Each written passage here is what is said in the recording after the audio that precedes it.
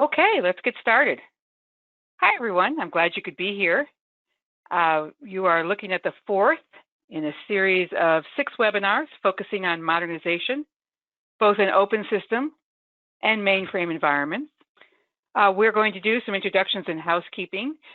I will go over a little bit of company information for those that haven't been to earlier webinars. I'll give you a quick review of isCOBOL and its service bridge, and then we'll have Matthew present his collection partner application. And finally, we'll have some questions. Before we begin, there's no need to take notes. You'll get a recording of this webinar afterwards. If you have any questions, go ahead and ask them in the question area. If you have any problems, raise your hand and we'll see it. Don't forget to go to the handout section. There are 3 handouts there. I have a copy of the webinar slides, a copy of Collection Partner Success Story, and a copy of the data sheet for our products. And this is who we have here today. Of course, there's me, Marilyn Prince, and then Matthew Burke from Collection Partners. He's the CTO. And handling your questions and problems that might come up during the webinar is Daniel. He's our Business Development Director for Latin America. You've probably met Daniel and I in previous webinars. Okay, so let's talk about Veryant. Veryant, we like to say Veryant is COBOL. It was founded in 2005, and by 2014, it had over 1 million users worldwide. Our main offices are in the US and in Italy, but we have direct distributors all over the world. The isCOBOL compiler compiles your COBOL to Java classes, and it does this transparently. All the development, debugging, compiling, and the running happens in a familiar environment. It's still COBOL as far as the COBOL developer is concerned. Veryant takes care of the Java seamlessly and, again, invisibly. Our goal is to see all COBOL applications move to a useful, expandable, powerful environment. And we want to make this move as easy and pain-free as we can. So we are constantly updating our products with the view of compatibility in mind, compatibility with other COBOL dialects. We want you to keep the strengths of COBOL, that mature business logic, and allow you to integrate it with the strengths of Java, which is that it's modern language, it's very modular, and it's very flexible. And then we want to give you a simple and complete way to take that application and put it in the environment that is best suited to your business, be it the cloud, the mainframe, or distributed systems. We still think that this is the best way to get the most value from your IT investment, to keep the good, add whatever is needed to make it better, and end up with a vital, cost-effective solution. I'll talk about our products a little bit. We have the development suite, the software development kit. It includes the Cobol Compiler, which again, remember, compiles the COBOL code, creates a Java class object. It has a full-service graphical debugger, an IDE based on the Eclipse environment, a full complement of utilities and tools, as well as a SQL engine to handle your embedded SQL, your ESQL. For deployment, we have a runtime framework, which is a set of Java jar files needed by the Java runtime to run the compiled classes, a set of servers, including an application server to run in a client-server distributed environment. And for a large number of users, we have a load balancer to balance processing over several servers. For web and mobile, we have the EIS. It's a group of products for web enablement. That group includes WebDirect 2, or WD2, that maps COBOL user interface to Java UI. It includes web services, SOAP, and REST. And we're going to be looking at the REST today. And web client, which will run your desktop application inside of a browser. You don't have to change your code for that. Also, we're the only COBOL that provides a standard solution for Android mobile devices. And for data, we have several data storage options, both ISAM and RDBMS.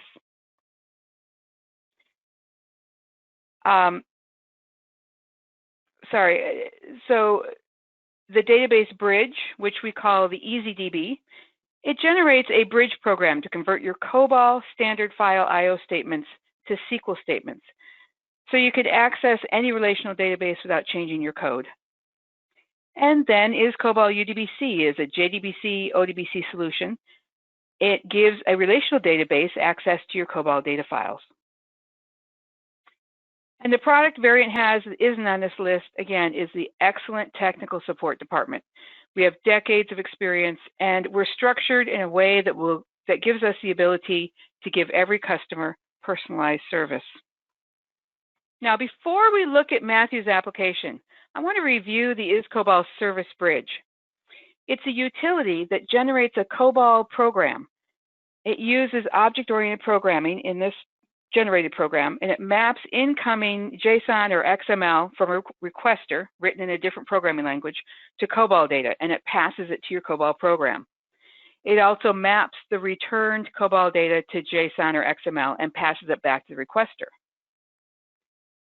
To prepare your COBOL program for this, you need to add these set statements at the top or put them into your properties file is more common. It's just done here so you can see it. You need to add the ELK directives that are here to indicate if the linkage item is input, output, or both. And you can give it a less complex name if you want. And if you're using SOAP, you might want to use the mandatory ELK. You don't have to type these in. The service editor does it for you. You just specify with what you want it to do. And then the third thing that you need to do with your COBOL program, if you want to, or if you want that kind of a program, is to put in entry points, one for each individual process that the COBOL program does. For instance, in the first webinar, if you remember, we looked at a program that did file I/O. So there were entry points for each file command, one to read, one to write, delete, etc. And with that, I'm going to give it over to Matthew. Give me a moment, and we'll make Matthew the presenter.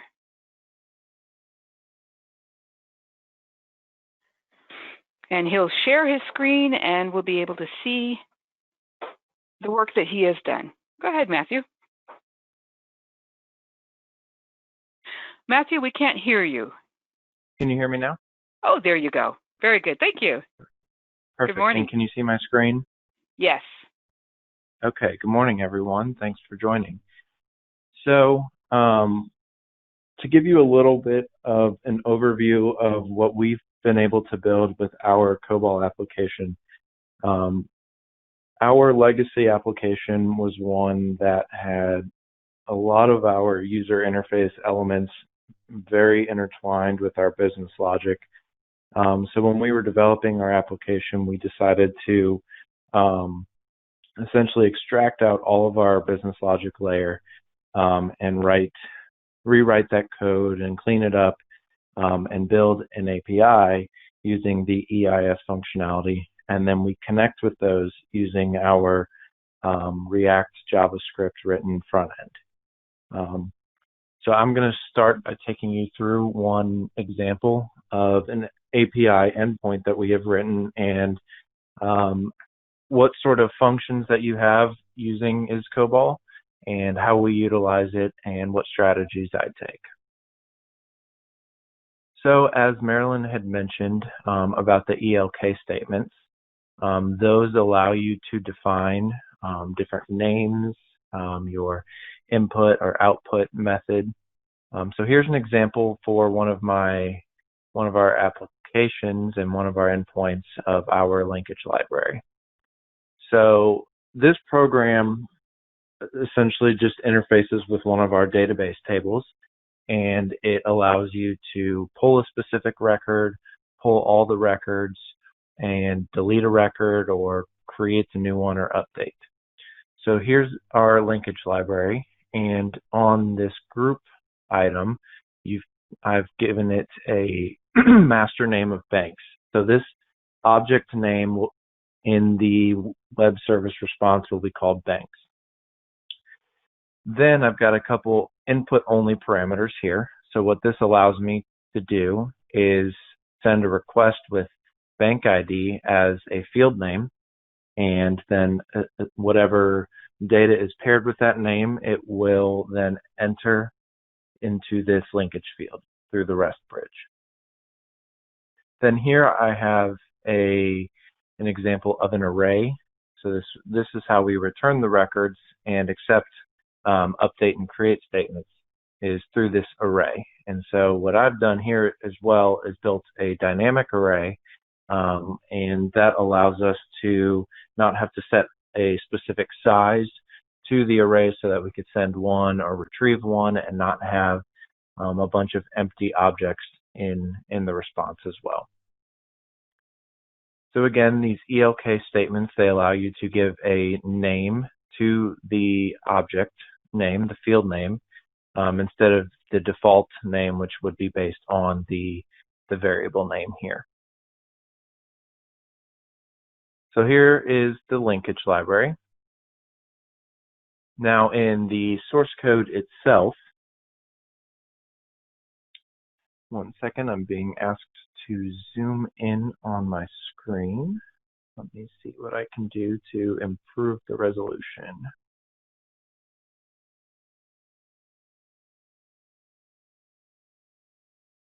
I believe that inside of GoToMeeting, GoToWebinar, you should be able to zoom, not you, but the person viewing your screen. Okay. Okay, because I don't see any way for me to zoom in, and I attempted to change the resolution, and it did not look like it was helping. Okay. All right. I think I can see it. Does anybody else have any problem? Okay. Go ahead. Okay, to jump back in. So in this program here, I have 4 separate entry points. Marilyn briefly talked about entry points. And so what we use entry points to do is allow you to essentially map different entry points to different HTTP requests. And I'll show you how we do that in the REST bridge and how that all ties together. So here I have an entry point that corresponds with this is what we use for our GET requests. This is what we use for our create HTTP requests, our put, and our delete. So when you use entry points and you compile the application, there are different REST bridges that are generated. So I've clicked compile here. And now if I scroll down to my directory, we have all of these different bridge programs that are generated that correspond with each of the entry points. So for us to help ease the size of the WAR file and to be able to reuse the same endpoint name based on the different HTTP requests, we actually open up each of these REST bridges, and then if you scroll down, this statement here is actually what tells the bridge which entry point to call to. So here, this is the entry point ID for our entry point CR banks. So what we do is we go into the 4 different REST bridges here, identify this entry point ID, and then we create one bridge program.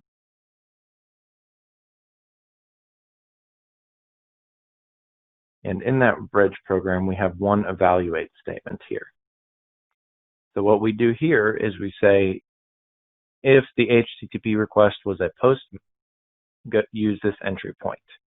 If it was a put, use this entry point. Delete this one, and everything else, use this entry point. So we created a system of batch files to help ease this, so that once we've created this evaluate statement one time, we run the batch file, we copy this evaluate statement, run the batch file, and then we can overwrite that evaluate. So it eases that burden, but it definitely allows us to provide a lot of flexibility and with the main banks program here. So that's the common pattern that we do.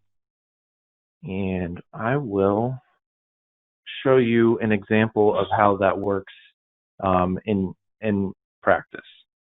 So there's an application called Postman, and Postman allows you to make HTTP requests directly without using curl or another application. I will share Postman.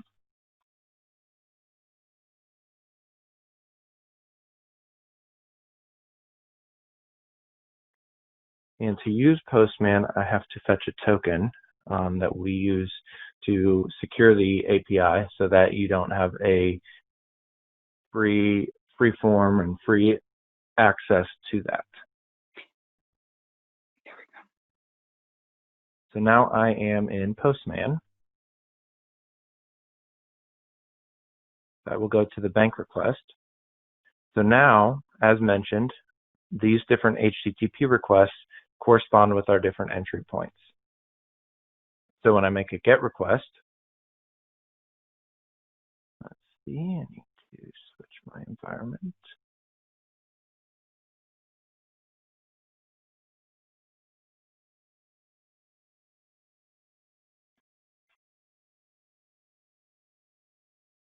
One moment. And the Postman is free. It's a free utility, correct? Yes. Yeah. Yes, you can use it. Okay. They have paid options if you want to work and interface with different teams and collaborate in the different workspaces, but you do not have to pay for it. We haven't had a need to pay for the Enterprise, the Team Edition. We've just gotten use out of the free version. Okay. So that's one nice piece about it. That's great. Okay. There we go. So we got the request, and I don't have any records in this table at this time. So we don't see anything in the response. Now, if I want to create a new record, I can change the verb to post, and then I've got this object created here with all of the data. So I can click post, and now I get the response, and it looks good. So now if I go back and switch to a GET, I get that record, and I can pass in an input variable, so bank ID. Now I'll choose an invalid one, and we'll see that I can't find that record. But then if I choose this record here, I do get that one. And then again, from an update perspective, we can do that here. If I want to change the state to Missouri, I can submit a put request, and that enters that one entry point as indicated.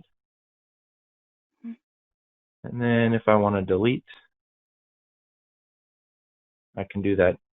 And so again, the advantage of the evaluate statement in our REST bridge is that we don't have to change the program name here in the URL. We can just change the HTTP request based on the function that we want to perform.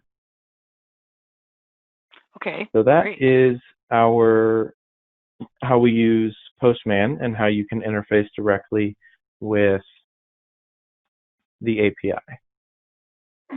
So I will go ahead and load up our application itself, and so I can show you what it looks like in our user interface environment.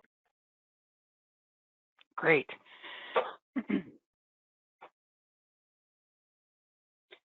Now, how did you learn to do this, Matthew? You were a COBOL programmer. how did you get to this, to learn all this? I just used a lot of trial and error in conjunction with the documentation. The documentation has always been, to me, very helpful. And I've mentioned to Marilyn, I believe I've mentioned to you before that, in fact, when working in some of our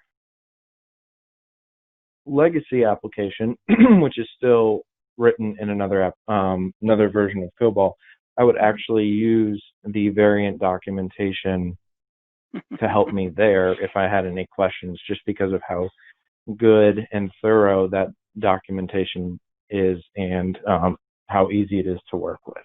That's great.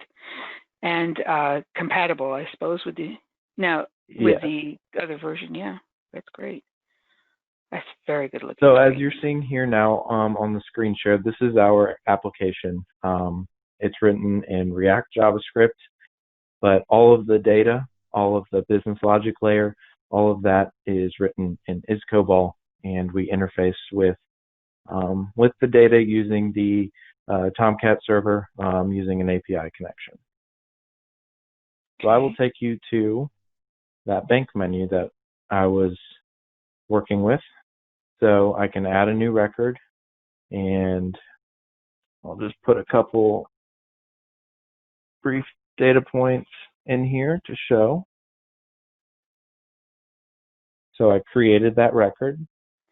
And so what that did was when I clicked submit, it actually sent that post HTTP request to the server. It processed it, and it went through the REST bridge, and it went through that entry point, and it performed the business logic, and then it returned the response once it was finished. So then I can go here, and you can update a record.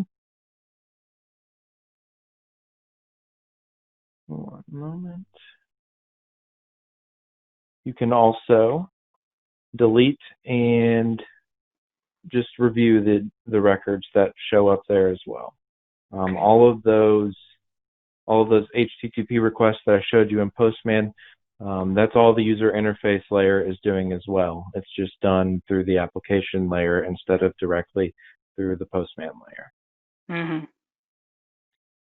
Nice. So another piece that we use as part of our modernization effort is Jenkins to actually perform the builds of our application and to automate that. So I'll go ahead and just show you briefly an example of our pipeline and how that works for us. Okay, great.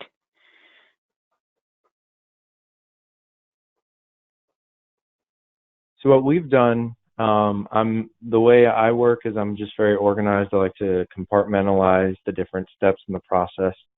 So I broke out the major pieces of the build into the primary compilation, the EDBI compilation, and then the preparation of the WAR file. And then in addition, as you can see, we have different paths for Microsoft SQL Server and for Postgres. And so because with Microsoft versus Postgres, you've got different compiler options for the different EDBIs. That's why we break it out into those different paths. So in the first step, we copy all of the source code and the copy libraries into our workspace for the different databases, and then we compile the programs. Then, since we use the EFD compiler option, it generates the XML files. So then in the EDBI compilation step, we take those XML files and we compile those and build we run the EDBI IS executable routine to actually generate the source code for the EDBIs, and then we compile those EDBIs.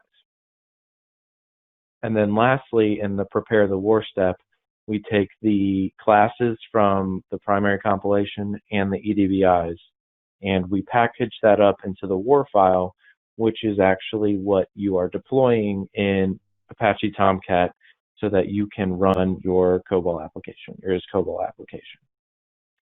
And then at the end, we use curl statements to upload those WAR files to Citrix share file, which is what we use for file sharing and file networking. So that's where we upload those WAR files so that our team has access to those. And so this is just a brief overview of our Jenkins pipeline and how we utilize that to help automate our code processing. Great. The EDBI component, we didn't talk about that Yes. much, but that's the EasyDB, the database bridge that is taking your Cobol file IO and turning it into embedded SQL. And yes, correct. You have a separate step here, but now I know that we also have the ability to just do it in one step. So you kept the step here after, I think it was because you used the earlier version that didn't allow just one step? Yes, I think that is correct, and we just haven't gone through the process to update those scripts and those build batch files to combine that. Okay, and your Java programmers use Jenkins as well, I assume? Yes, yes. Your JavaScript, I should say, not Java. Yes, we have in our other pipeline for our user interface.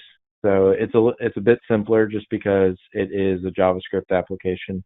So there's fewer steps and it doesn't take as long. But we actually use Jenkins for our documentation as well. We have builds associated with those. So that's got a lot of use out of Jenkins. And it's definitely streamlined a lot of our operations from a packaging and deployment standpoint. Right. Now, I have someone that's asked to see your Tomcat Manager app. Do you have that available to look at? I can sure. Let's see.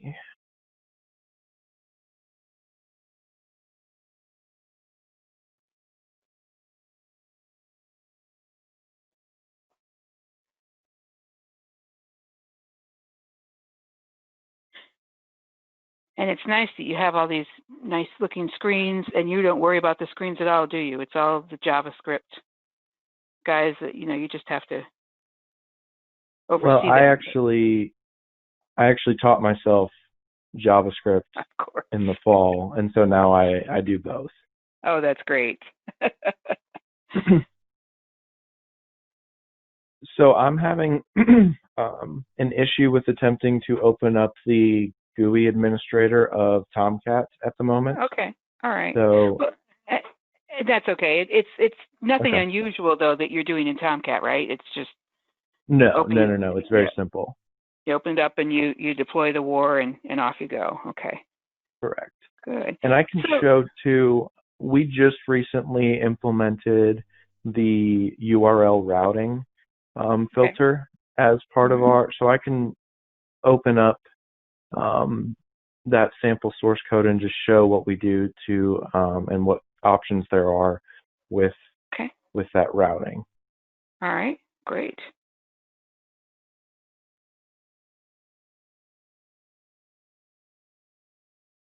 So when I refer to routing, what I mean is taking a URL that is submitted and parsing that out into the correct endpoint. So what we have the ability to do here is, originally, if you wanted to send query parameters or send certain types of data in the request, they would have to be done in this query parameter fashion where you have the endpoint name, the question mark, and then your query parameters. So the field name, an equal sign, the data, and then if you had multiple, it would be separated by an ampersand. Okay. So what the routing functionality allows you to do is define different patterns on what type of requests are sent and how you want to convert that URL submitted into the typical query parameter fashion so that the data can be pulled into the correct linkage fields. So here's an example where we have a GET request with the pattern of the summary endpoint, and then if they say /live, and then / and then this bracket 0 to 9 plus this essentially says any numeric value. So in that case, when you have this pattern, then we want to transform that into this URL here. And as you can see, that then puts the corresponding value that we need for database type in that query parameter. So L for live, A for archived, P for placement, etc. And then we put the value associated here on this query parameter.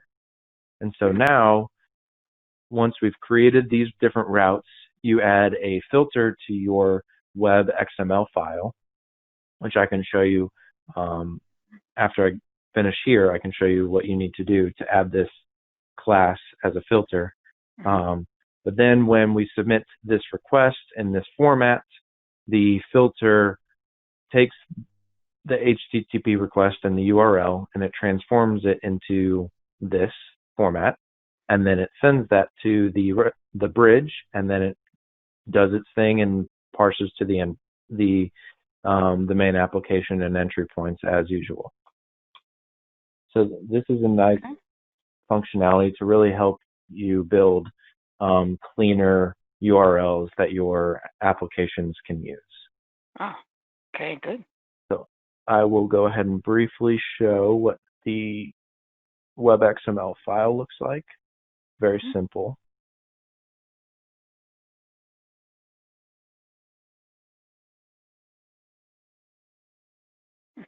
Okay. So this is the web XML file, and all that we needed to do to add this URL routing is add this set of commands here. So this is named the filter URL routing. Then you specify your class name, and then you have filter mapping. You give the filter name and then URL pattern by using this / star that is just a wildcard and allows us to intercept all URLs. Wow, great. And similarly, I mentioned that we have the ability to, or we require tokens to authenticate the user, and that's this isCOBOL security filter here is how you set that up as well. So we have a class to accept and process and validate the JWTs that are sent in every HTTP request, and then this filter intercepts that and it validates it. And our default behavior is that if there's no token sent, or if anything is wrong at all with the token, we are going to block access and send back a 403 for an HTTP response code of 403 to deny access. So it definitely allows us to keep a lockdown on that API so that you can't have any person with the URL just getting access to that there. So that's the level of security that you have. So, but all of that's implemented by a simple web XML filter as well.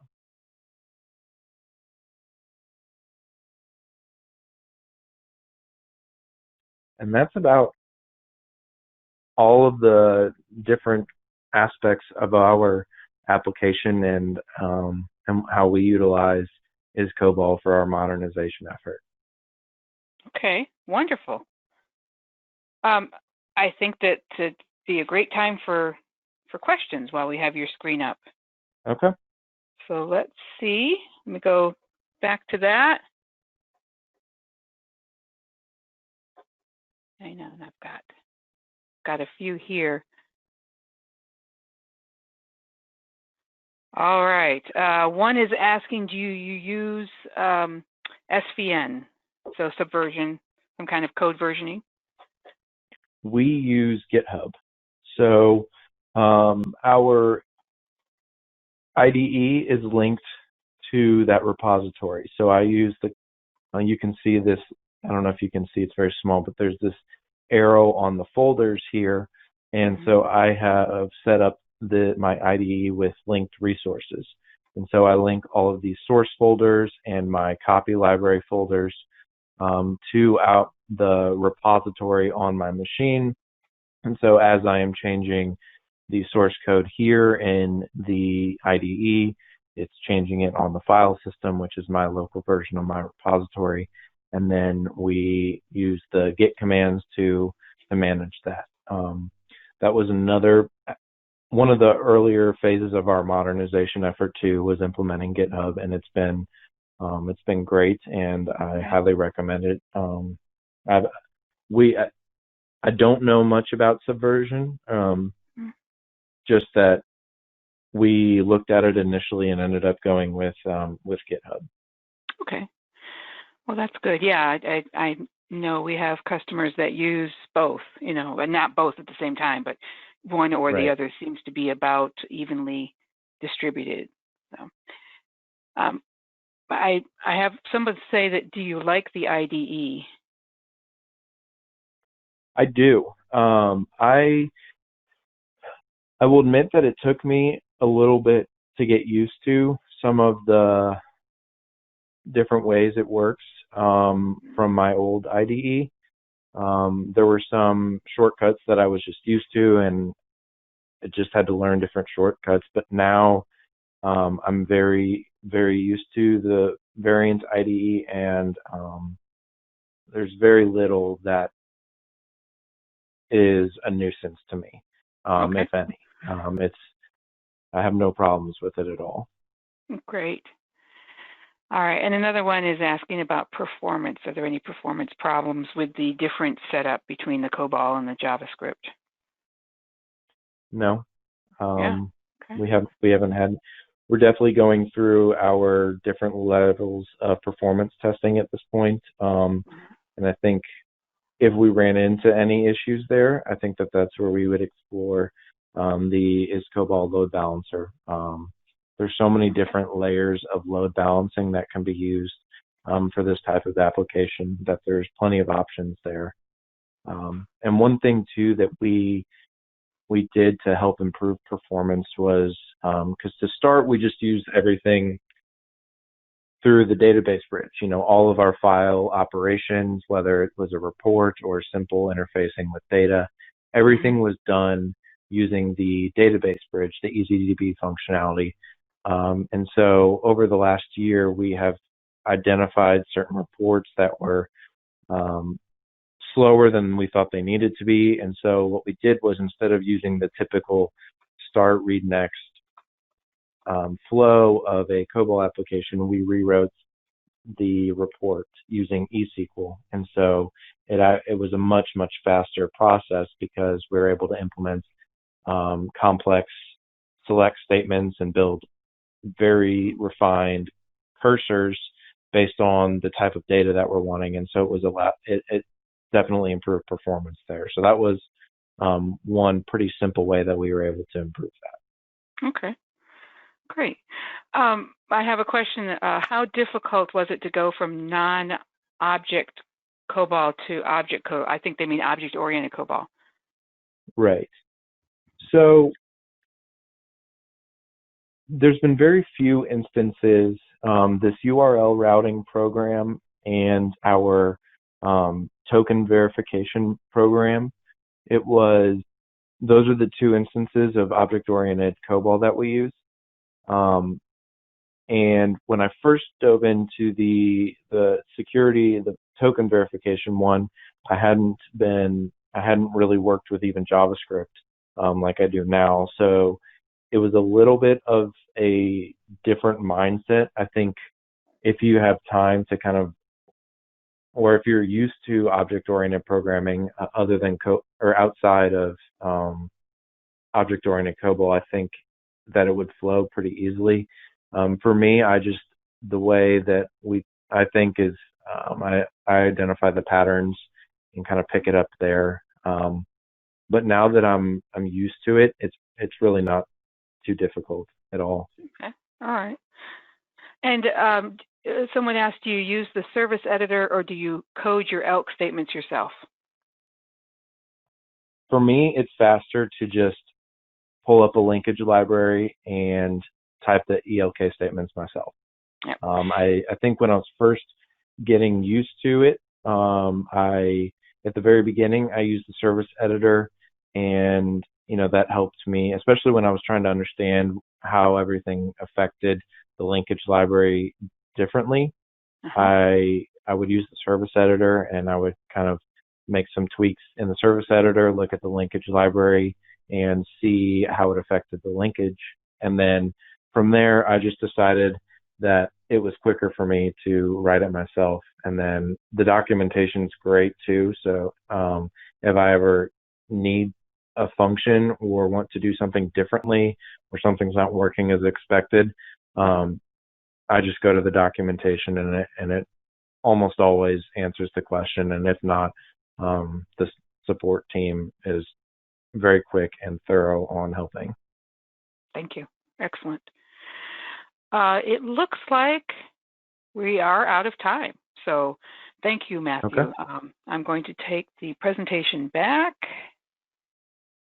Let's see. That's me. Show my screen. There we go. Okay. So that's great. If you have any more questions for Matthew, just send it to us and we'll pass it on to him. Don't forget your handouts. There are 2 more webinars coming up. Next Wednesday is COBOL for the ZOS. We'll give you a preview of our solution that's coming up for that. And then on July 8th, Massimo Bertoli, the CTO, is going to give you some advanced information. So both of those are not to miss. And don't forget, the webinars are available. If you go to our webinar page, you can look at any of the videos, or there's a link there. And this one will be out on that page, I would say, by the end of the day here in California, my end of the day. And again, I appreciate everyone coming. Thank you very much.